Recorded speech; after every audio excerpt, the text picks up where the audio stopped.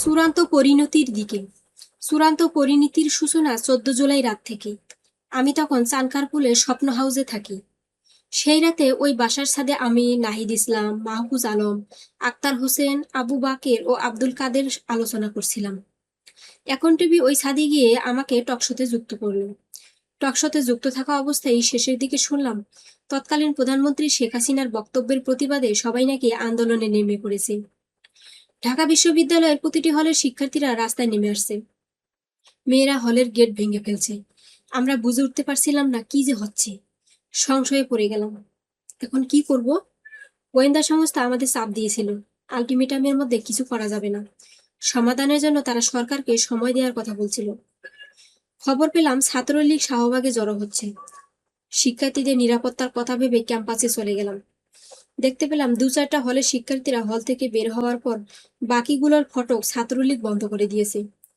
শহীদ sergeant Zahurul হক হল, বিজয় 71 হল ও শেখ মুজিব হলের ফটক বন্ধ করার খবর এলো। শুনে আমি সেখানে গেলাম। বিজয় 71 হলের ফটক বন্ধ করে হল ছাত্রলীগের শীর্ষ পদপ্রত্যাশী সহ 15 থেকে 20 জন পদধারী সামনে অবস্থান নিল। ততক্ষণে আশপাশের হল থেকে শিক্ষার্থীরা নেমে এসে বিজয় 71 হলের ফটক খোলার চেষ্টা করতে শুরু করেছে। সেখানে এক ধরনের সমঝোতার জন্য আলাপ আলোচনা চলছিল। আমি যেহেতু বিজয় 71 হলের শিক্ষার্থী, তাই রাত 10টার দিকে সেখানে গিয়ে বললাম, যারা আসতে চায় আমরা শুধু তাদের নিয়ে যাব, কাউকে জোর করা হবে না। এর আগের দিনগুলোতে সন্ধ্যায় হলে গিয়ে স্লোগান দিতাম। হ্যান্ড মাইকে পরদিনের কর্মসূচির জন্য সবাইকে আহ্বান করতাম। অনেকেই বারান্দায় এসে স্লোগানে গলা মেলাত। জোর করে কাউকে নেওয়া হবে না বলার পর ছাত্রলীগের নেতারা ফটকটা একদিক থেকে সামান্য খুলে দিল। এরপর দেখা গেল সবাই আন্দোলনে চলে আসছে। এটা দেখে ছাত্রলীগ নেতারা ফটক আবার বন্ধ করে দিল। ফটক বন্ধ করার প্রতিবাদ করতে গেলে ছাত্রলীগের একজন আমাকে ঘুষি মেরে ফেলে দেয়। সাধারণ শিক্ষার্থীরা শেখ হাসিনার বক্তব্য এবং আমাদের উপর চাপিয়ে দেওয়া রাজাকার ট্যাগিং নিয়ে খুব উত্তেজিত ছিল। আমাকে ঘুষি মারার পর ছাত্রলীগের ওই নেতাকে শিক্ষার্থীরা জসিমউদ্দিন হলের মাঠে নিয়ে মারধর করে।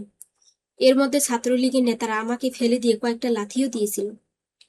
এমন পরিস্থিতির মধ্যে কিছু শিক্ষার্থী বের হয়ে এলো। অনেকে বেরোতে পারলো না। পরে নাহিদ ভাই এসে আমাকে সেখান থেকে বের করে নিয়ে যান। ইতিমধ্যে বিভিন্ন হল থেকে মিছিল নিয়ে স্লোগান দিতে দিতে শিক্ষার্থীরা বেরিয়ে গেছে। শেখ হাসিনার বক্তব্যের প্রতিবাদে 14 জুলাই রাতে যে স্বতঃস্ফূর্ত বিক্ষোভ হয় সেটা একেবারেই পরিকল্পিত ছিল না। সেই রাতে শিক্ষার্থীদের একটি অংশ উপাচার্যের বাসভবনের সামনে, আরেকটি অংশ টিএসসি রাজু ভাস্কর্যে জড়ো হয়। আমরা টিএসসিতে গেলাম। উপাচার্যের বাসভবনের সামনে যারা ছিল তাদেরও রাজু ভাস্কর্যের পাদদেশে নিয়ে গেলাম।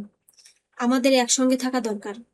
বিভিন্ন হল থেকে অসংখ্য ছাত্রী টিএসসিতে এসে জড়ো হয়েছিল।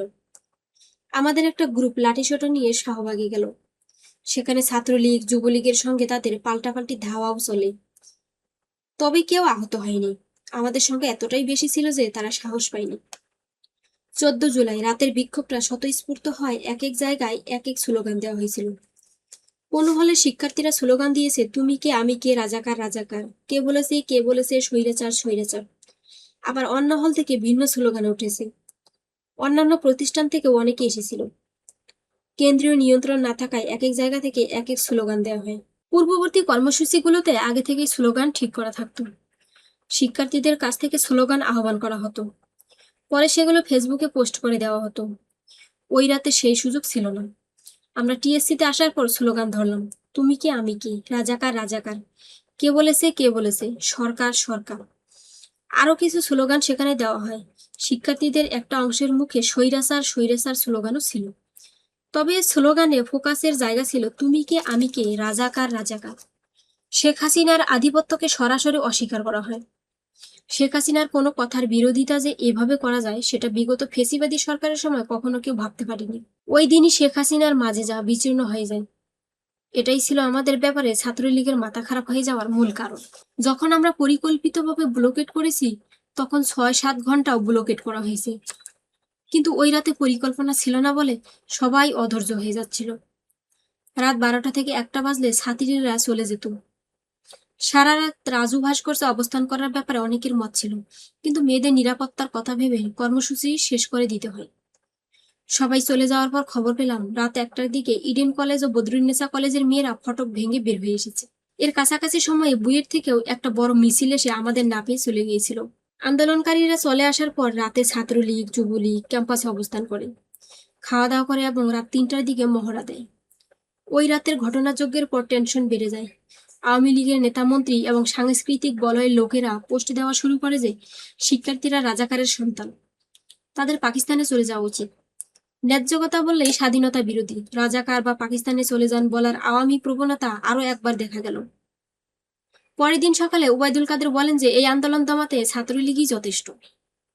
এরপর আমরা শেখ হাসিনার বক্তব্য প্রত্যাহার এবং এক দফার দাবিতে পরবর্তী কর্মসূচি ঘোষণা করি। শেখ হাসিনার বক্তব্য নিয়ে এই বিক্ষোভ ছিল আন্দোলনের এক দারুণ উত্তরণ। এ বিষয়ে সমন্বয়কদের ভিতরে অনেকের মধ্যে মতানৈক্য ছিল যে প্রধানমন্ত্রীর কথা বললে আন্দোলন ভিন্ন পথে চলে যেতে পারে, কিন্তু তখন অধিকাংশের মনস্তাত্ত্বিক পরিস্থিতি অনুযায়ী প্রধানমন্ত্রীর ওই বক্তব্য প্রত্যাহারের দাবি আমরা এক দফার সঙ্গে যুক্ত করি। শেখ হাসিনা ওই বক্তব্যটা না দিলেও ছাত্রলীগ খুব দ্রুতই আমাদের উপর হামলা চালাতো বলে আমার ধারণা। 15 জুলাই দুপুর 12টায় রাজু ভাস্কর্যে কর্মসূচি ছিল। এই কর্মসূচিতে দুঃখজনকভাবে শিক্ষার্থীদের অংশগ্রহণ ছিল খুব কম। একই দিন বিকেল 3টায় রাজু ভাস্কর্যে ছাত্রলীগের কর্মসূচি ছিল। ছাত্রলীগ কয়েকদিন ধরেই পাল্টা কর্মসূচি দিয়ে যাচ্ছিল। 15 জুলাই সকালে আর্জেন্টিনার একটা ফুটবল ম্যাচ থাকায় খেলা দেখে অনেকে ঘুমিয়ে পড়েছিল। আমরা মূলত বিকেল 3টায় কর্মসূচি রাখতে চেয়েছিলাম, কিন্তু একই সময় ছাত্রলীগের কর্মসূচির কারণে আমরা দুপুর 12টায় কর্মসূচি ডাকি। কর্মসূচি শুরু হওয়ার পর খবর পাই সূর্য সেন হল ও বিজয় 71 হল থেকে শিক্ষার্থীদের আসতে দেওয়া হচ্ছে না। ছাত্রলীগ হলের মূল ফটকে তালা দিয়ে রেখেছে। আমরা 300-400 জনের একটা দল সেখানে পাঠাই। তারা একটা মাইক নিয়ে সেখানে যায়। কিছুক্ষণ পর খবর আসে যারা মাইক নিয়ে গেছে তারা বিজয় 71 হলের ভিতরে আটকে পড়েছে। ছাত্রলীগ উপর থেকে তাদের ইট পাটকেল পাথর ও ঢিল ছুড়ছে। আমরা টিএসসি থেকে মিছিল নিয়ে সেখানে যাওয়ার জন্য রওনা হই, কিন্তু বিকেল 3টার কর্মসূচিকে কেন্দ্র করে ছাত্রলীগের বিভিন্ন ইউনিট এরই মধ্যে মধুর ক্যান্টিনে জড়ো হয়ে গিয়েছিল। শিক্ষার্থীদের বাধা দেওয়ার জন্য হলগুলোতেও ছাত্রলীগের একটা করে গ্রুপ ছিল। টিএসসি থেকে মিছিল নিয়ে বিজয় 71 হলে যাওয়ার ক্ষেত্রে সার্জিসের ভিন্ন মত ছিল। সার্জিস বলছিলেন ওখানে যাওয়া যাবে না। আমারও রিফাতের সঙ্গে তার বাকবিতণ্ডা হয়। ছাত্রলীগ আমাদের কয়েকজনের মাথা ফাটিয়ে দিয়েছিল। রাজু ভাস্কর্যের সামনে দিয়েই তাদের রিকশায় করে হাসপাতালে নিয়ে যাওয়া হয়। এই ঘটনা সবাইকে উত্তেজিত করে তোলে। আমরা মিছিল নিয়ে বিজয় 71 হলের দিকে রওনা দিই। প্রতিটি হলের সামনে ছাত্রলীগের সদস্যরা লাঠিসোঁটা নিয়ে দাঁড়িয়েছিল। আমরা আইইআর এর সামনে সড়ক দিয়ে মিছিল নিয়ে ঢুকলাম। তখন সূর্য সেন হলের ফটকে মহসিন হলের দিকের রাস্তার মাথায় ছাত্রলীগের নেতাকর্মীরা লাঠিসোঁটা নিয়ে দাঁড়িয়েছিল। আমরা মিছিল থামিয়ে মেয়েদের রেখে এলাম। পরে সবাইকে লাঠি নিতে বলা হলো। হাতের কাছে লাঠি বা ইট পাথর যে যা পেল সঙ্গে নিয়ে একটা বড় গ্রুপ মল চত্বরের ভিতর দিয়ে বিজয় 71 হলের দিকে গেল, কারণ এরই মধ্যে সেখানে মাথা ফেটে যাওয়ায় 3জনকে হাসপাতালে নিয়ে যাওয়া হয়েছে। মিছিল নিয়ে তখন সামনে এগোনোর কথা ভাবা হচ্ছে। আমরা লাঠিসোঁটা হাতে 15 থেকে 20 জন মিছিলটাকে পার করাতে চাইছিলাম। এ সময় সূর্য সেন হলের সামনে দাঁড়িয়ে ছাত্রলীগ আমাদের কটু কাটব্য করছিল। সার্জিস আলম আমাকে বললেন, এখানে এসে আমি ঝামেলা বাড়িয়েছি। আমি বললাম, এটা তো হওয়ারই ছিল। আমাদের মধ্যে একটু উচ্চবাক্য হচ্ছিল। মিছিলে মাইকে ছিলেন নাহিদ ইসলাম। পরে বিজয় 71 হল থেকে বাকির এসে যুক্ত হলো। বিজয় 71 হলের সামনে সংঘর্ষ চলছে। সূর্য সেন হলের সামনে থেকে 10 থেকে 12 জন আমাদের নিয়ে কটূক্তি করছিল। এক পর্যায়ে আমাদের মিছিল থেকে তাদের ধাওয়া দিয়ে হলের ভিতরে নিয়ে কয়েকজনকে মারধর করা হয়। বাকিরা হলের ভিতরের ফটক বন্ধ করে লাঠি হাতে নিয়ে নানাভাবে আমাদের গালাগাল করতে থাকে। আমাদের ছেলেরা সেখানে কয়েকটা মোটর সাইকেল ভাঙচুর করে। এক পর্যায়ে মহসিন হলের দিক থেকে ধাওয়া দেওয়ার জন্য একটা গ্রুপ আসে। আমাদের আরেকটা গ্রুপ ধাওয়া দিয়ে তাদের ঢুকিয়ে দেয় মহসিন হলের ভিতরে। পরে ছাত্রলীগের নেতাকর্মীরা ভিতর থেকে ফটকে তালা মেরে দেয়। তারপর আমরা মিছিল নিয়ে পিজে হার্টগ ইন্টারন্যাশনাল হলের মোড়ে যাই। এ সময় সূর্য সেন হলের ভিতর থেকে আমাদের লক্ষ্য করে ছাত্রলীগ ঢিল ছুড়ছিল। আমাদের উদ্দেশ্য ছিল বিজয় 71 হলের সামনে থেকে সবাইকে নিয়ে যাওয়া। এক পর্যায়ে মেয়েদের নিরাপত্তার কথা চিন্তা করে এফবিএস এর সামনে দিয়ে মিছিল টিএসসিতে ফিরিয়ে নেওয়ার জন্য অগ্রসর হই। ছাত্রলীগ তখন মধুর ক্যান্টিনের দিক থেকে বেরিয়ে আসেন। একই সময় মহসিন হলে ছাত্রলীগের নেতাকর্মীরাও চলে আসেন। সাহস পেয়ে সূর্য সেন হল থেকেও ছাত্রলীগের কর্মীরা বের হয়ে আসে। বিজয় 71 হলের সামনে যে সংঘর্ষ চলছিল সেখানে ছাত্রলীগ হলপাড়ার অন্যান্য হল থেকে বেরিয়ে একজোট হয়ে যায়। শেখ মুজিব হলের পকেট গেট দিয়েও সেদিন ছাত্রলীগের অনেক নেতাকর্মী প্রবেশ করছিল। আমাদের ছেলেদের হাতে ছিল ঢিল আর ছাত্রলীগের কর্মীদের হাতে ছিল স্টাম্প, হেলমেট আর আগ্নেয়াস্ত্র। 4-5টি হলে ছাত্রলীগ হলপাড়া থেকে শিক্ষার্থীদের ধাওয়া দিতে দিতে সূর্য সেন হলের ক্যাফেটেরিয়ার সামনে চলে আসে। এফবিএস এর সামনে আমরা 3 দিক থেকে ঘেরাও হয়ে যাই। এই পরিস্থিতিতে আমাদের মিছিল ছত্রভঙ্গ হয়ে যায়। কেউ চলে যাচ্ছে, কেউ লড়াই করছে, কেউ মার খাচ্ছে, এমন একটা পরিস্থিতি তৈরি হয়। আমরা কোনোভাবেই পিছু না হটতে শেষ পর্যন্ত চেষ্টা করি। মাইক নিয়ে ভিসি চত্বরে গিয়ে সবাইকে আবার সংগঠিত করার চেষ্টা করি। কাউকে আমরা চলে যেতে নিষেধ করলাম, কিন্তু ভয় পেয়ে একটি অংশ চলে যায়। ওই দিনের আন্দোলনে ঢাকা বিশ্ববিদ্যালয়ের শিক্ষার্থী কম ছিল, বাইরের অন্যান্য প্রতিষ্ঠানের শিক্ষার্থী ছিল বেশি। বাইরের শিক্ষার্থীরা ক্যাম্পাসের লড়াইগুলোতে অভ্যস্ত নয়, জায়গাগুলোও ভালোভাবে চেনে না। কৌশলগতভাবে আমরা তাই সুবিধাজনক অবস্থায় ছিলাম না। আমরা শক্তভাবে মোকাবেলা করতে পারিনি। তাছাড়া ছাত্রলীগের কয়েকজন আগ্নেয়াস্ত্র নিয়েও এসেছিল। হলপাড়া থেকে বের হয়ে তারা গুলি করেছে। মিছিলে ছেলেদের চেয়ে মেয়েদের সংখ্যা ছিল বেশি। ভিসি চত্বরে মেয়েদের উপর ছাত্রলীগ ন্যাক্কারজনকভাবে হামলা করে। ওদের বাঁচাতে গিয়ে স্টাম্পের আঘাতে আমার হাত কেটে যায়, মাথায় আঘাত লাগে। ভিসি চত্বরে একটা বাস এবং পার্ক করা ছিল কিছু গাড়ি। আমরা এগুলোর মাঝখানে আটকে যাই। আমাদের উপর বৃষ্টির মতো ঢিল আসতে থাকে। মেয়েদের অনেকেই দৌড়ে নিরাপদ স্থানে চলে যেতে পারেনি। কিছু মেয়ে বাসে উঠে যায়, কিছু মেয়ে রোকেয়া হলের দিকে যেতে চেয়েছিল, কিন্তু ওই দিকেও ছাত্রলীগের কর্মীরা দাঁড়িয়েছিল। সবাইকে আমরা একদিক দিয়ে বের হতে বললাম, কিন্তু নির্দেশ তখন আর কাজ করছে না। চারদিকে সব ছন্নছাড়া। স্লোগান দেওয়ার মাইকটাও ভেঙে ফেলা হয়েছে। ক্যাম্পাস থেকে চলে যাওয়ার সময় মিছিলের একদম শেষ প্রান্তে আক্তার ভাই, বাকের, আমি সহ কয়েকজন ছিলাম। শেষ পর্যন্ত ফুলার রোড দিয়ে উদয়ন স্কুলের সামনের সড়ক ধরে আমরা চলে যাই। ফুলার রোড হয়ে যেদিকে পেরেছে চলে গেছি। সেখানে মুয়াজ্জিমের সঙ্গে আমার দেখা হলো। সে আমাকে একটা রিকশায় তুলে নেয়। আমি বাসায় চলে আসি। সাংবাদিকেরা কল দিচ্ছিলেন। প্রায় 200 জন আহতের কথা তাদের জানালাম। রক্তাক্ত ছবিগুলো দেখলাম। মেয়েদের উপর হামলার ছবিগুলো সামাজিক যোগাযোগ মাধ্যমে ছড়িয়ে পড়ে। পরদিনই সারা দেশের সড়কের পাশাপাশি রেলপথ ব্লকেডের ডাক দেওয়া হয়। 15 জুলাইয়ের ঘটনার পর মনে হচ্ছিল যে ক্যাম্পাসে দাঁড়ানো কঠিন হবে, বেশি দিন টেকা যাবে না। তাই পরদিন থেকে আহ্বান ছিল বেসরকারি বিশ্ববিদ্যালয়, মাদ্রাসা, স্কুল কলেজের শিক্ষার্থীদের প্রতি। ছাত্রলীগ আন্দোলনে বাধা দিতে শুরু করার পর থেকেই তাদের সঙ্গে যোগাযোগ তৈরির চেষ্টা করি। বক্তব্যগুলোতে তাদের প্রতি এই বার্তাটাও দেওয়ার চেষ্টা করা হয় যে এটা শুধু আমাদের নয়, তাদেরও আন্দোলন। 16 জুলাই আমরা আহ্বান করলাম যে যেখানে পারেন বিক্ষোভ করুন, কারণ কেন্দ্রীয়ভাবে আর কিছু করা যাবে কিনা তা বোঝা যাচ্ছে না। স্পষ্টভাবে সড়ক ও রেলপথ অবরোধের এবং দেশ অচল করে দেওয়ার একটা ঘোষণা দেওয়া হয়।